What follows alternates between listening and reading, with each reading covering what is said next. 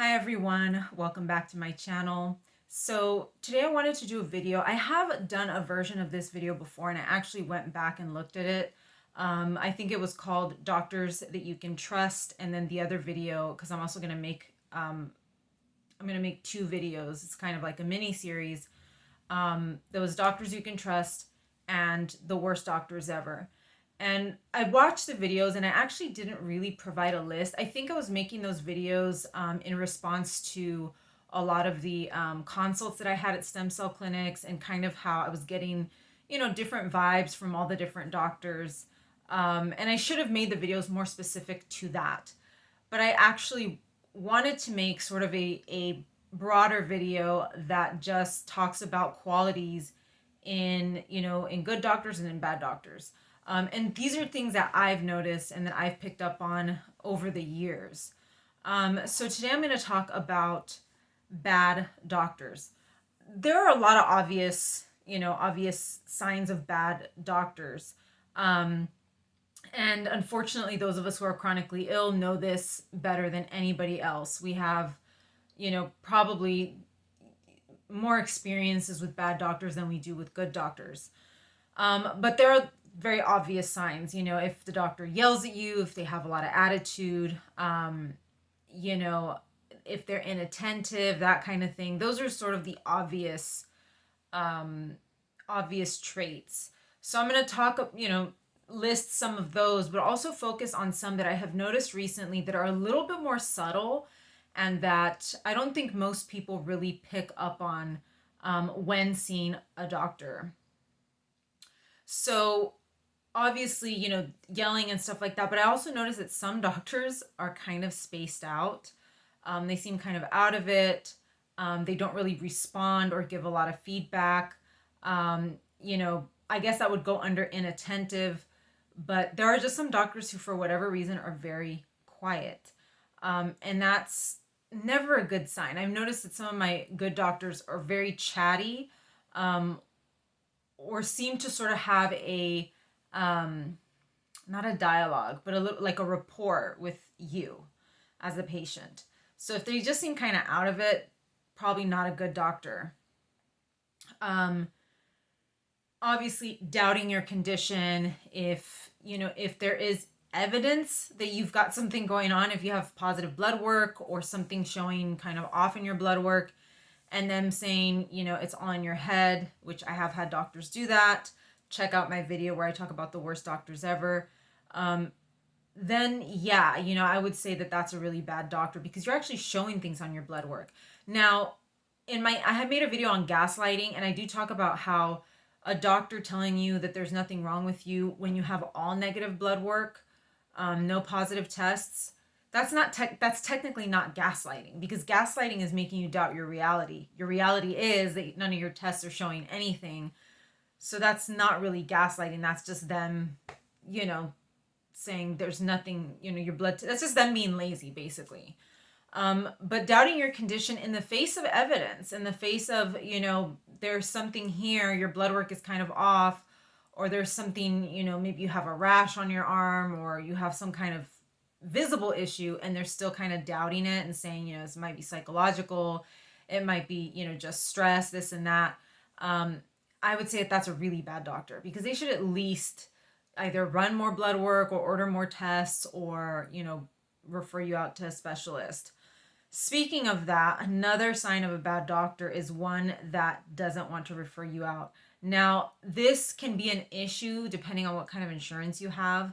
I have noticed with insurance like Kaiser, something like an HMO, doctors definitely, they try to avoid referring you to anyone else because I guess it cuts costs and things like that. So technically this might be one of those, like, it's not necessarily that the doctor is bad, it's just that their hands are tied because of the system that they're working in. But I do have other doctors that I actually pay out of pocket that just won't refer to another doctor. They want to do it all. They refuse to entertain anything else. And I really think that a lot of times doctors really need to collaborate, or they at least need to sort of check in with other doctors or researchers to see, what the latest developments are for a specific condition or for a treatment, that kind of thing. So kind of them just being an island and not really wanting to hear what other doctors have to say can be, um, it can delay your care or finding a diagnosis. Um, Not following up is another one. And you will see in, I think, one of my videos on, I think in my stiff person syndrome playlist, I had some kind of a positive test. It was a rare antibody, and the doctor never followed up. And I had to go into a Facebook group, and when I went into a Facebook group, everybody was telling me that I had cancer. So, I mean, I didn't have cancer, but the doctor never followed up until I went to my primary care and said, look, I have a lot of people panicking and telling me this. And, she contacted him, and then he contacted me and was like, okay, we need to do all these other tests. Like, we need to do all this other stuff. And I'm just like, okay, if they're not following up, especially when you have a positive test, even if it's a false positive, they need to call and say it's a false positive. Um, you know, there are some doctors that just, for whatever reason, they just have no sense of urgency. Or I think there is sort of this philosophy that if it's not fatal or potentially lethal, that it's not really worth, um, like, it's not there. It has no urgency behind it. So, and that's not really true. Like, I think if there is a positive test or if there's something off on the test, they need to at least call to put your mind at ease, because you might be freaking out when it really is nothing. Um, Obviously blaming the patient when something doesn't work. And that's what I talked about in my other video, because I noticed that a lot of stem cell clinics, the doctors seem to sort of have these front loaded excuses. And that's the term that I use for this. They're called front loaded excuses because they already have a list of excuses that they're going to give, or a list of reasons when an experimental treatment doesn't work. Unfortunately, experimental treatments don't always work. They often fail, but they don't want to, because you're paying out of pocket sometimes, or most of the time, for these types of treatments. They're not going to take responsibility for it because they want to keep their money. So they'll say, well, you weren't taking care of yourself, you weren't dieting, you weren't, I don't know, resting, or you're stressed out. Stress is like every doctor's front loaded excuse. It's mental health issues, things like that. Um, and particularly when it comes to experimental treatments, it's a cop out. So, that blaming the patient and telling the patient that they did something, that interfered with their treatment or that's making them sick, like it's your fault. It's like, well, if it was my fault, then I'd be able to fix this, right? I could just not be stressed out, or go on vacation. Like, I wish those things would help me, but they don't. Deflection, so that is almost like a form of deflection, wanting to take the focus off of themselves. I recently had a doctor that started bringing things up from like years ago instead of answering my questions regarding a treatment. And she was like, you left years ago. I don't know why you came back. I mean, she was being really nasty. And that's deflecting. Instead of saying, I don't know why this treatment is not working, or I don't know why you're having this type of response to the treatment, it was basically deflection. And that's because they don't want to accept responsibility for, the consequences of whatever's going on. So not scheduling follow-ups is another one too. I have one doctor right now. I have several doctors that I see on a regular basis. And I have one that I'm supposed to see every 6 months, and I think it's been like a year and a half. And typically when I leave the office, they'll schedule me for, the next, in 6 months. And for whatever reason, I guess they just didn't do it this last time, or they forgot, or I have no idea what happened. And I was just like, I'm tired. I don't care. If he doesn't think it's that important, then neither do I. Which, I mean, I shouldn't have that philosophy either, but I'm just tired. And I don't particularly care for this doctor either. I feel like he kind of doesn't really help. But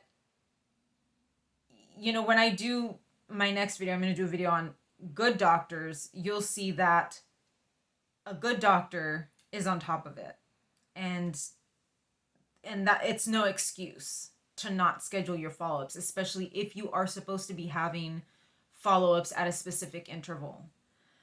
And if you're chronically ill, that's typically how it works. You're supposed to be having follow-ups with a doctor at a certain interval, whether it's every month, every 3 months, every 6 months, every year. So yeah, that's definitely always kind of a little bit of a red flag. And by the way, that's the same doctor that did not follow up with me over a positive blood test. So he definitely falls under a lot of these. They don't care. They're just like, they have a very, I put right here on my notes, they're too chill. I don't know if that's the right word. Maybe I think there's a word, lackadaisical. Like they just are very casual, like, whatever. And I had two doctors actually, that I did it because during the pandemic, we've just been doing telehealth visits. I had one who was like this the whole time. Like I could only see her from here up. And I mean, she can see herself as well. I can see myself on camera. And she didn't bother to put her face on the camera. Like she didn't bother to even, she was just giving, we were doing the appointment. And I could only see her forehead. And I was like, what is that? Like what level of professionalism is this? And a few months ago, earlier this year, with another doctor, I had a telehealth appointment and she just didn't turn on her camera at all. And I thought there was something wrong. And I said, oh, I can't see you. And she's like, that's fine. I can see you. So that to me, apart from feeling kind of rude, I was like, I think given that you're my doctor and given that the nature of my condition, is, I have a rare illness and you're the doctor that knows about this illness. Like can I at least see your face, It's just such bad bedside, internet manners. And I know that we're all dealing with, this is a new, a new realm for us is the whole telehealth thing. But it's, a lot of us, my age group, yes, we didn't grow up with we did grow up with technology. But we adapt very quickly because we did have technology when we were younger. And a lot of these doctors are actually in my age group or younger than me, and they act like they have no idea what technology is. So definitely I would expect a lot more. Now, here's a couple of things that you may overlook. Confusing politeness for professionalism. And this is one thing that I have noticed of a few of my doctors. Actually, the two that I just spoke about, they're very polite, very like, I'm at your service. What can I do for you? Very kind, very proper. But that doesn't mean that they know what they're talking about. And that doesn't mean that they're good doctors either. They're very nice and they're very cordial. And they will, I've had doctors ask me, well, what would you like me to do? What do you, what type of treatment do you like? They sort of feel that asking the patient and the patient telling them, can you do this or can you do that? Like, oh, that makes me a good doctor. Because I'm at their service. And it's like, yes, you should be nice and good to your patients, but you're also the doctor and you need to take initiative when it comes to treatments because you are the doctor. I can't say, oh, I want this medication or that medication because I don't know what effect that's going to have on me. I'm not the doctor. But there is, and a lot of times we confuse these types of doctors for good doctors, even though they're not very good at their jobs. And I will talk about, I'm going to make a video on an appointment that I had recently with a doctor that fits a lot of the bad doctor criteria, but I thought she was, really good. And that was just because she was very much like at my service. And, you have to ask yourself, is this doctor doing anything else? Are we exploring other things? Like, you know, are they up on the latest research? The things that actually matter. I have doctors that are jerks, but they're actually pretty smart, and I would rather that they're smart than polite, I guess, because then they know what they're doing. Um, so yeah, you have to be very, that one can be a very, very tricky one, and one that a lot of us overlook. We say, oh, he's so nice and he's really nice and he's so nice. And it's like, well, nice doesn't mean smart or that they know what they're doing. So, and this other one is also a super, super obvious one, but one that I didn't pick up on until recently again. And that's not reviewing your file before your appointment. So they either have a bad memory or they don't go in. I mean, they should be looking at your file and previous appointments before they see you. And I had a doctor earlier this year, the same one that I was just talking about, that when I got to the appointment,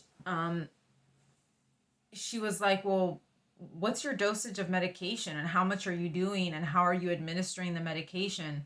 And in the back of my mind, I'm like, you're the prescribing doctor.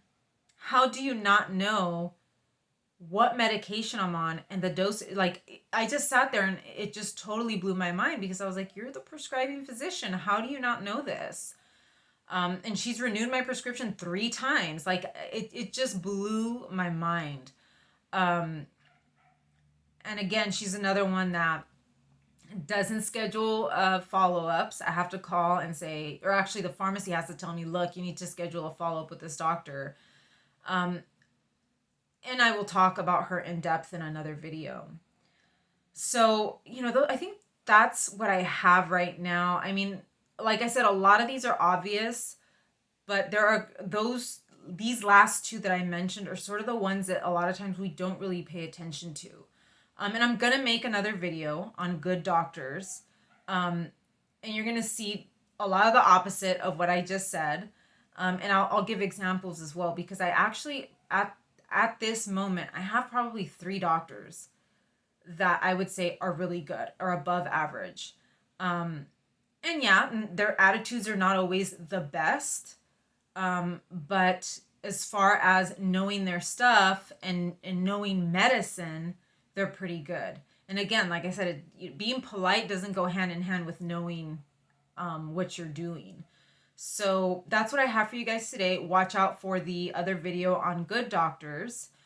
Please like and subscribe, and I will see you in the next one. Take care.